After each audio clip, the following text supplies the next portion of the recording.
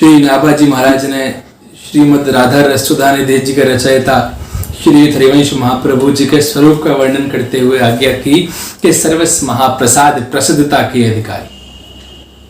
श्री हरिवंश महाप्रभु जी ने वृंदावन को प्रकट किया और श्री वृंदावन को प्रकट करने के उपरांत वो श्री राधा वल्लभ लाल को लाड़ लड़ाते, उनके लिए अपने हाथ से अमनिया बनाते, उनको भोग लगाते और फिर वो प्रसाद खुद भी पाते और दूसरों को भी पवाते।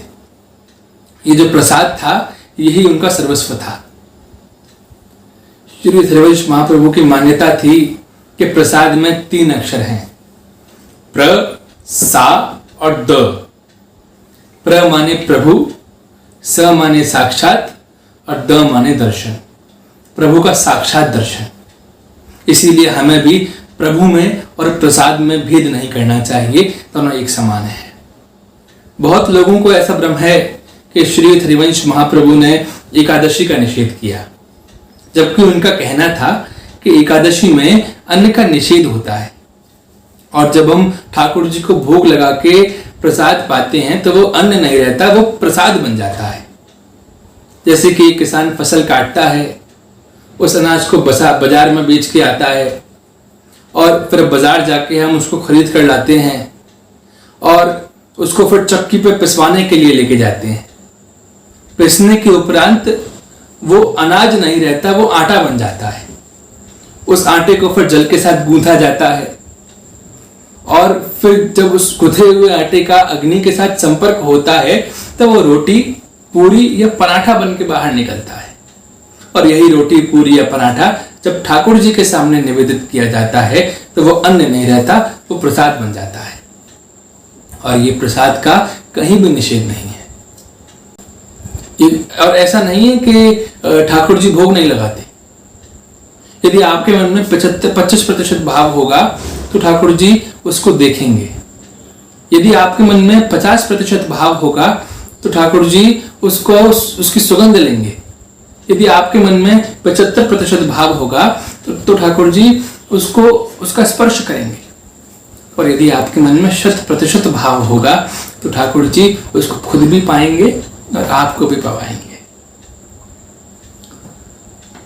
परम रसिक श्री हरिराम व्यास जी महाराज ने श्री हरिवंश महाप्रभु जी से गुरु दीक्षा ली और गुरु दीक्षा लेने के उपरांत ये प्रसाद ही उनका सर्वस्व बन गया था। वो कहते थे कि एक व्यक्ति एक माह में 2 बार एकादशी मनाता है और एक वर्ष में 24 बार एकादशी मनाता है, लेकिन महाराज मेरा सौभाग्य देखो कि मैं एक वर्ष में 365 दिन एकादशी मनाता हूँ। तो भैया पूछा कैसे मनाते हो एक वर्ष में 365 दिन एकादशी? तब उन्होंने कहा कि मैं अन्न तो ग्रहण ही नहीं करता, मैं तो ठाकुर जी को भोग लगा के फिर प्रसाद पाता हूँ। कोटि कोटि एकादशी महाप्रसाद का अंश और व्यास ही यह प्रतीत है जिनके गुरु हरिवंश। बड़ा सुंदर प्रसंग है। व्यास जी महाराज श्री राधा वल्लभ जी के मंदिर से नित्य राजभोग का प्रसाद ग्रहण करते। एक बार व्यास जी महाराज श्री विहार घाट पे लता वृक्षों के नीचे बैठे बैठे ध्यान कर रहे थे और अचानक से उनकी आंख खुली तो देखा कि भैया बड़ा विलंब हो गया है। वो मंदिर आए, मंदिर में आके देखा तो राजभोग हो गया था और मंदिर का द्वार भी बंद हो गया था। तभी वहां से एक सफाई करने वाली गुजर रही थी। उस सफाई करने वाली की टोकरी में से व्यास जी महाराज ने एक प्रसादी पकौड़ी उठा के पाली और उस प्रसादी पकौड़ी को खाने के बाद जो लोग वहां पे खड़े हुए थे उन्होंने कहा कि भैया अब तो व्यास जी महाराज तो धर्मभ्रष्ट हो गए। और उनसे सब लोगों ने संपर्क छोड़ दिया, उनको अलग थलग छोड़ दिया। तभी व्यास जी महाराज ने कहा कि यदि महाप्रसाद की महिमा जाननी है तो मुझसे जानो। बड़े बड़े ऋषियों मुनियों से यह संसार नहीं छूटता और मुझको इस संसार को छोड़ने की आवश्यकता ही नहीं है। इस संसार ने ही मुझको छोड़ दिया। एक पकौड़ी सब जग छूट्यो। महाप्रसाद के संदर्भ में मीराबाई का भी बड़ा सुंदर प्रसंग याद आता है। एक बार राणा ने मीराबाई के लिए कालकूट विष का कटोरा भेजा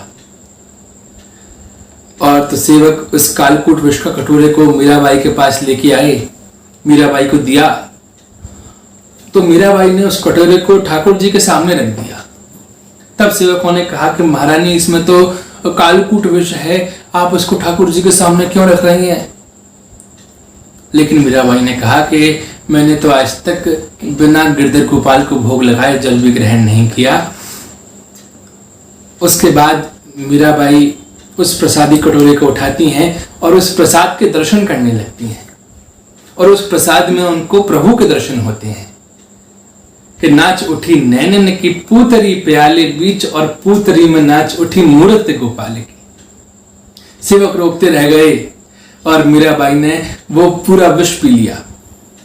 वहां राणा समझ रहा था कि मीराबाई तो भैया अब तक मर गई होंगी, और मीराबाई यहाँ पे नृत्य कर रहे थे कि मेरे तो गिरधर गोपाल दूसरो न कोई, और जाके सिर मोर मुकुट मेरो पति सोई, और मेरे तो गिरधर गोपाल दूसरो न कोई। महाप्रसाद की बड़ी महिमा है।